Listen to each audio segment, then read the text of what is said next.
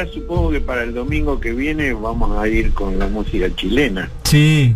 ¿Qué te gusta de Chile? Bueno, está Violeta Parra, ¿no? Claro, sí. Me parece fundamental. Sí. Pero qué impactante el resultado del plebiscito chileno, ¿no? 80-20. Casi 80%, es un resultado. Lo de Bolivia fue sorprendente. Finalmente la fórmula del MAS llegó al 55%, y la de Carlos Mesa al 29%, con 26 puntos de diferencia. Sí. Pero esta directamente 80%. Sí. Y con la mayor participación desde que es optativo el voto en Chile. Con la mayor participación, y además, ahí, digamos, el plebiscito era complejo. En primer lugar se discutía si había que reformar o no la Constitución. Después vamos a ver qué Constitución es la que se va a reformar. Pero además había que elegir por qué método se iba a reformar la Constitución. Así es. Y había dos propuestas. Había una propuesta conservadora que apoyaba el gobierno de Sebastián Piñera, que era por una convención constituyente mixta, elegida la mitad por el voto popular y la otra mitad por representantes del actual Congreso. Donde tiene mayoría la derecha. Donde tiene mayoría la derecha, efectivamente.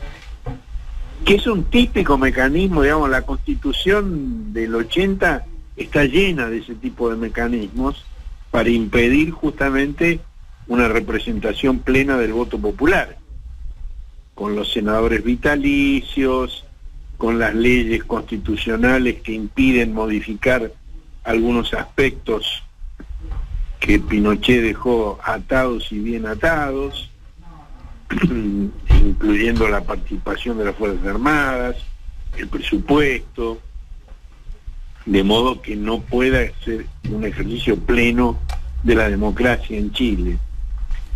Bueno, la opción por una convención constituyente elegida por el voto popular arrasó, tuvo incluso más votos que la otra opción, que la apruebo o no apruebo la reforma de la Constitución. Sí. Y apruebo, pero además tiene que ser por el voto popular.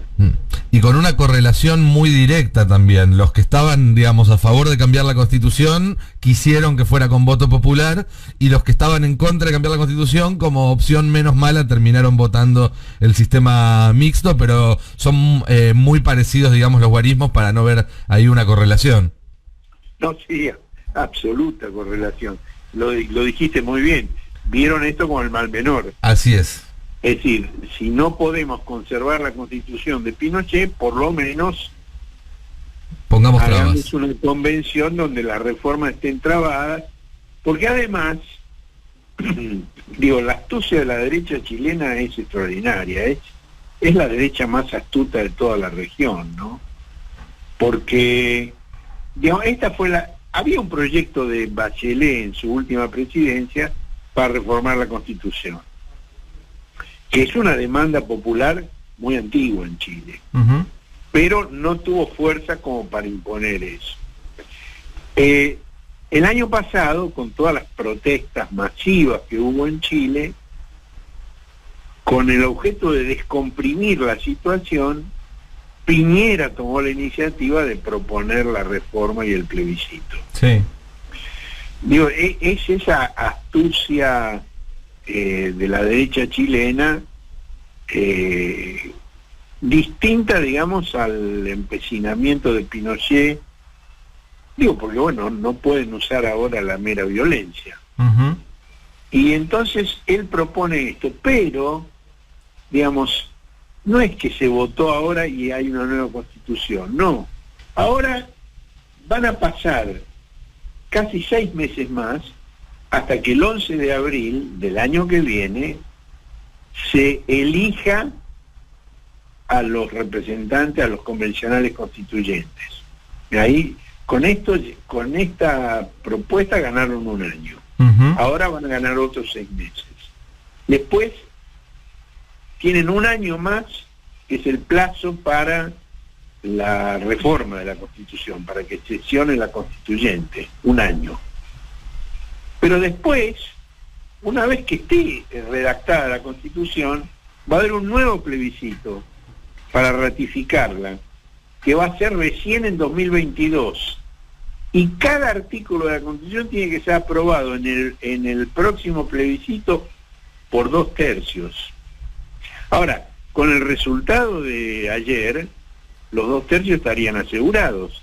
Han pasado los 2/3. Han llegado a 4/5, que es mucho más que 2/3. Si Paenza no me desmiente. Sí. Ahora, mira cómo es la astucia de la derecha chilena, ¿no? Ahora, la Constitución, digamos, para hacer un poco de historia, Chile se dio una Constitución en el año 25 del siglo pasado, hace 95 años, al mismo tiempo que se votó la separación de la Iglesia y del Estado, cosa que en la Argentina llegó 40 años después. Uh-huh.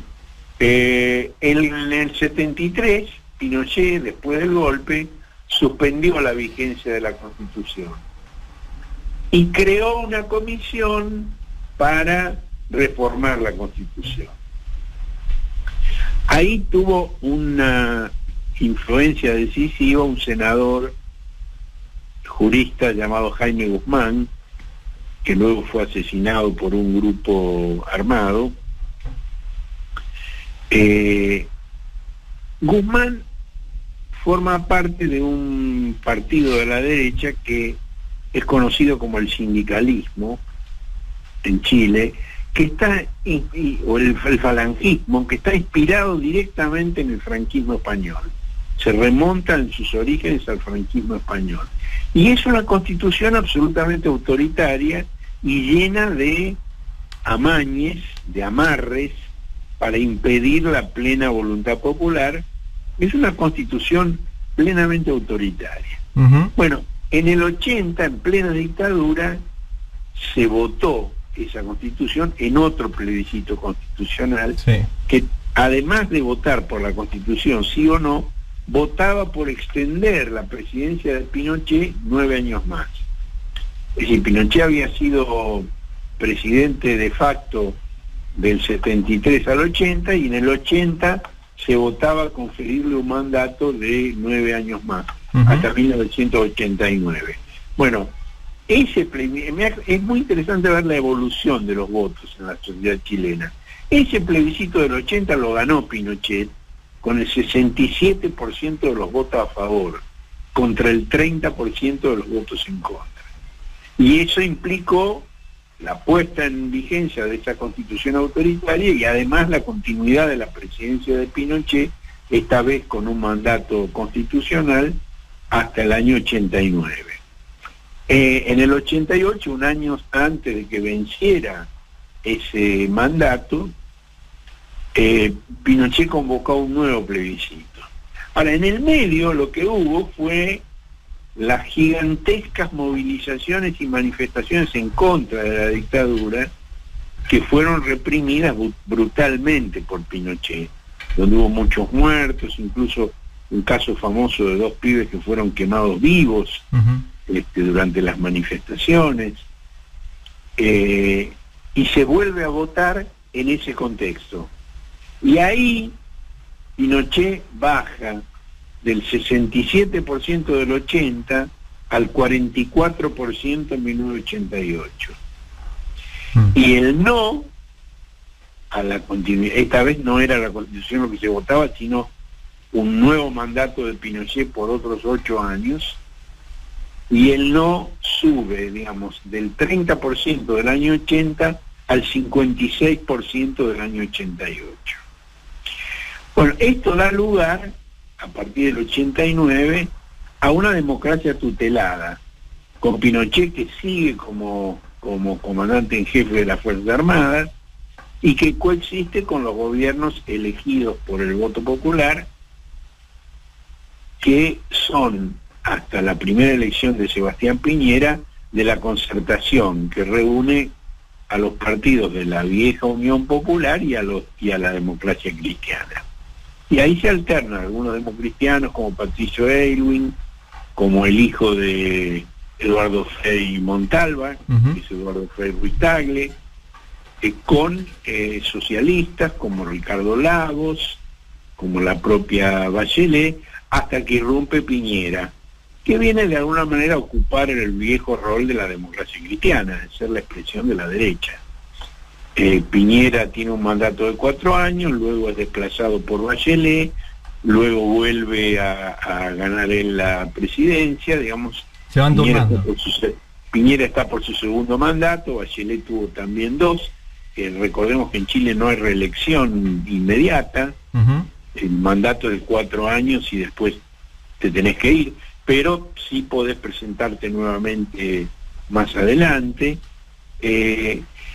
Y se produce, digamos, una situación en la cual la macroeconomía funciona muy bien, es presentado como ejemplo del éxito del neoliberalismo, mejoran todas las variables macroeconómicas, pero se produce una acentuación de la desigualdad monstruosa.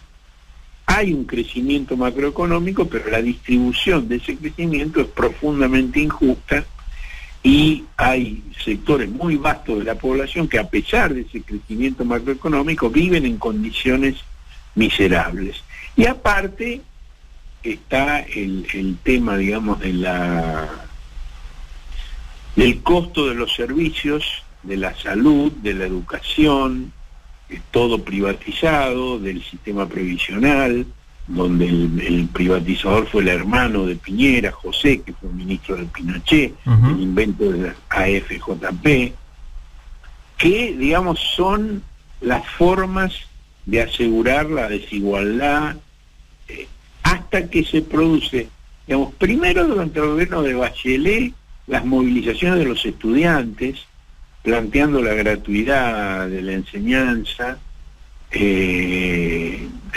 superior, dirigidos por una dirigente estudiantil que se llama Camila Vallejo, que luego fue electa diputada por el Partido Comunista en Chile, que, digamos, fue la primera irrupción de un descontento popular masivo que sorprendió al gobierno y que sorprendió a los observadores internacionales también, que consideraban que Chile era el modelo exitoso de la región.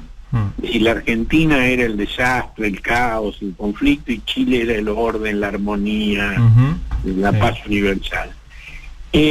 Bueno, luego de eso, digamos, todo eso contribuyó al descrédito de Bachelet, aparte de algunas denuncias de casos de corrupción que involucraron a su hijo y a su nuera, y eso permitió el regreso de Piñera a la presidencia,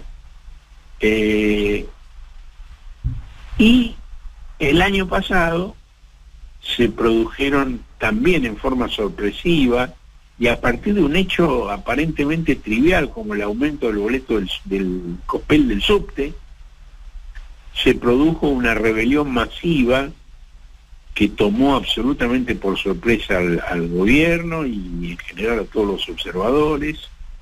El gobierno de Piñera decretó el estado de emergencia, dio el control del orden público a las Fuerzas Armadas, hubo una represión muy fuerte que sin embargo no logró disuadir las manifestaciones. Las manifestaciones siguieron cada día más grandes hasta que comenzó la pandemia y el aislamiento. Digamos, lo que frenó este ofrecimiento de Piñera a la convocatoria a la constituyente no frenó las manifestaciones. No, y además estamos todos mirando Chile y de repente hubo un golpe de Estado en Bolivia, entonces también dejamos un poquito de mirar ahí, pero o sea, las dos cosas tuvo. El cambio de atención con el golpe en Bolivia más la pandemia. Efectivamente.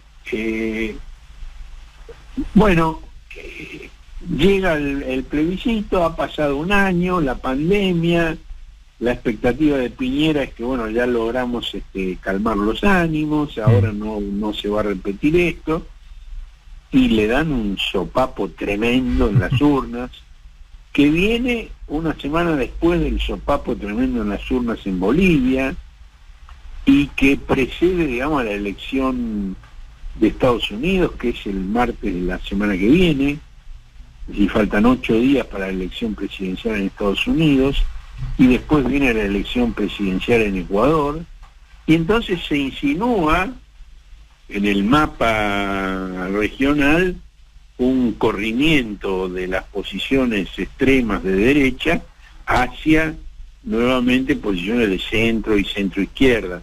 Proceso que en realidad comenzó con el triunfo de Les Fernández en las elecciones argentinas de hace un año. Mañana se cumple un año. Mañana se cumple un año de esa elección. Es decir, daría la impresión de que hay procesos supranacionales, sí, que por algún mecanismo que no se conoce muy bien cuál es, se van contagiando, digamos. Es como que hubiera una ciudadanía regional o global, que ya los fenómenos no se producen en escala nacional. Esto seguramente tiene que ver muchísimo con la ubicuidad de las comunicaciones, digamos. Hoy tocas un botón y estás viendo la televisión de Chile y lo que pasa en la Plaza Italia y en Baquedano y la represión de los carabineros y cómo disparan a la cara y hay como 200 personas que han perdido por lo menos un ojo en Chile por esa represión. Lo vemos en vivo y sin filtro, cosa que antes por ahí no sucedía, que en el golpe del 73 teníamos el filtro del mercurio.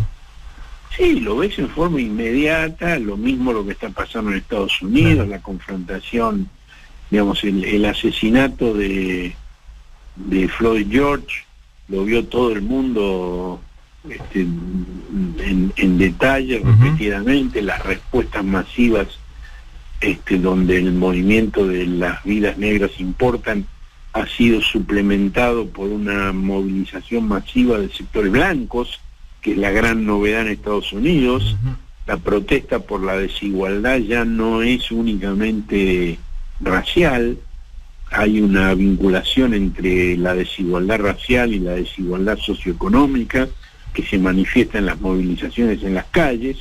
Si bien en Estados Unidos no está demasiado claro qué fórmula representa cada una de las posiciones enfrentadas, porque si bien Trump tiene una posición agresiva, represiva, violenta, que además se generaliza a todo tipo de cuestiones, la falta de cuidado por el tema de la pandemia, los socorros por la pandemia concentrados en las grandes empresas, en los grandes fondos de inversión, en los grandes bancos, socorros administrados por un fondo de inversión privado que aquí conocemos muy bien, que se llama BlackRock. Si bien, digamos, Trump representa eso, Biden también es un representante del sector financiero. Si bien ha tenido que hacer muchas conciliaciones con el sector de izquierda del partido, con Elizabeth Warren, con Bernie Sanders, con Alexandria Ocasio-Cortez, e incorporar en la plataforma del Partido Demócrata una cantidad de requisitos de esos sectores, que incluso en el caso de Sanders y de Ocasio-Cortez se proclaman como socialistas. De todos modos, si Biden gana la presidencia, va a ganar Biden, no Warren, ni Sanders, ni Ocasio-Cortez. Y Biden es un representante del establishment también. En Estados Unidos, digamos, no está tan claro, digamos, ese aspecto. Pero en el caso de Bolivia sí, en el caso de Chile sí, en el caso de Ecuador sí, en el caso de la Argentina también. Tal cual. Y ahora, el año que viene, tenemos también elecciones en Brasil. A ver qué pasa si se consolida Bolsonaro, como hasta el momento parecería que fuera a ocurrir, ya que tiene un índice de aprobación sorprendentemente alto, o si por el contrario se deteriora y hay de nuevo una reaparición de alguna forma más progresista, que no digo el PT, porque el PT está en profunda crisis también, pero algo que implique, digamos, posiciones progresistas equivalentes a las que Les Fernández significan en la Argentina. Frente de todos. El Franchito todos. Sí, algo así. Algo así. Bueno, Horacio, veremos cómo sigue todo esto. Yo estoy de muy buen humor. Bueno, es que son noticias excelentes. Sí, la verdad que sí. Son noticias excelentes. Y eso que, bueno, tenemos nuestros quilombos, pero bueno, veremos. ¿Tenemos unos minutos más? Sí, sí, decime. Bueno, hoy hay una nota muy interesante en el newsletter del Washington Post. Es muy interesante porque te muestra que todas las discusiones que en la Argentina se están teniendo sobre el tema de la pandemia y la cuarentena son idénticas a las que están ocurriendo en el resto del mundo, cosa que aquí aparentemente no se sabe eso, o no se incorporan en el... Aquí parecería que hay una excepcionalidad argentina, y no es para nada así. A mí me asombró ver ese newsletter del Washington Post, que recomiendo que lo busquen en internet y lo vean, porque te muestra, digamos, las posiciones enfrentadas sobre la cuarentena, sobre las clases presenciales, sobre los deportes, absolutamente idénticas a las que se están dando en nuestro país, lo cual me parece que es importante tenerlo en cuenta. Bueno, nada más. Horacio, hablamos el miércoles. Codazos. Dale, chao.